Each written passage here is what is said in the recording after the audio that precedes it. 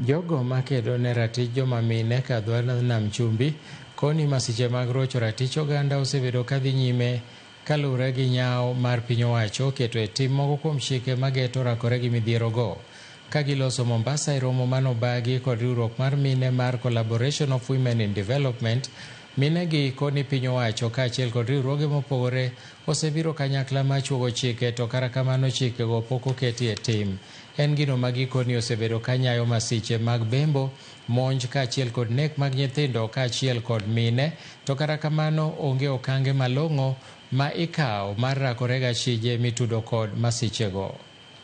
Doing a lot with the community on prevention of gender-based violence, on ensuring that women are economically empowered, on ensuring the climate resilience and climate justice. But again, a lot negativity are still happening. We have the policies in place, but now the implementation of the policies.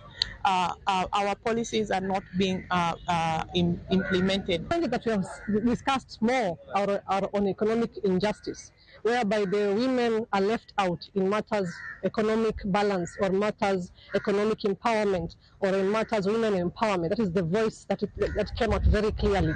We have cultural and religious barriers which are affecting this injustice. And what to do on this situation or this problem is advocate more on advocacy programs and empower more on the community level and create more awareness to these women and create a safe space and sustainable institution where women can get equal access to justice, equal access to economic empowerment or economic services that will enable her to get empowered.